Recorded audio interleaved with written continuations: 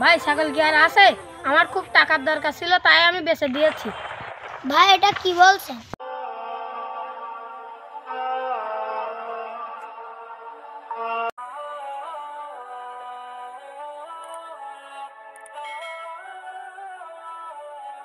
আসসালামু আলাইকুম।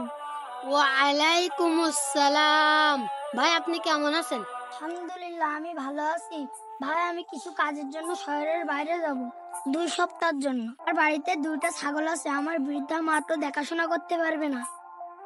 একটা ছাগল 2 সপ্তাহের জন্য যদি আপনার বাড়িতে রেখে দিতেন আর খুব উপকার হতো। ভাই এটা কোনো ব্যাপার হলো? স্যার ঠিক আছে, আমার ছোট ভাইকে পাঠিয়ে দিচ্ছি। আমার ভাইয়ের কাছে ছাগল 2টা দিয়ে দিন। ঠিক আছে ভাই, আপনার ছোট ভাইকে আমাদের বাড়িতে পাঠিয়ে দেবেন। আমার ছাগলগুলো দিয়ে দিচ্ছি। আমার ছাগলগুলো ভালোভাবে দেখাশোনা করবেন, আর মাকে একটু দেখাশোনা করবেন। ঠিক আছে ভাই, আপনি চিন্তা করবেন না।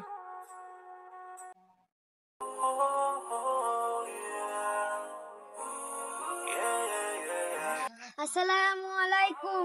ভাই কেমন আছেন?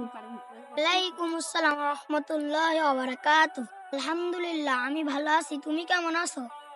আলহামদুলিল্লাহ আমিও ভালো আছি। ভাই আপনি শহর থেকে কবে আসছেন? এই তো এখনই আসছি। আচ্ছা তুমি কি ইমরান ভাইকে দেখেছো? দেখেছি, উনি তো সামনে আছেন। আচ্ছা আমি এখন যাই, পরে তোমার সাথে কথা হবে। আসসালামু আলাইকুম। ওয়ালাইকুম আসসালাম। আপনি কি কিছু বলবেন? ভাই আমি 2 সপ্তাহ আগে শহরে যাওয়ার সময় ছাগল 2টা আপনার কাছে রেখে গেছি। আমার ছাগল 2টা এখন ফিরিয়ে দেন। ভাই ছাগল কি আর আছে?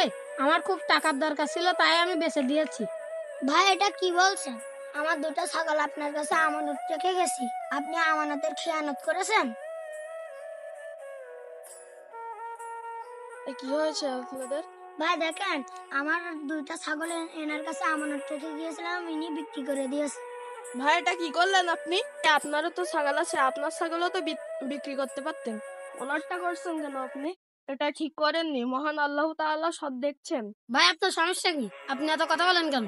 তাই শোনেন, খেয়ানতকারীর মুনাফিকদের ব্যাপারে মহান আল্লাহ তাআলা সূরা নিসা 145 নম্বর আয়াতে বলেছেন, নিঃসন্দেহে মুনাফিকরা জাহান্নামের সর্বনিম্ন স্তরে থাকবে। তাই আমানতের খেয়ানত বা আত্মসাৎ করা মারাত্মক গুনাহ, জঘন্য অপরাধ। বুঝতে পেরেছি ভাই, আমি এনার ছাগল ফিরিয়ে দেব।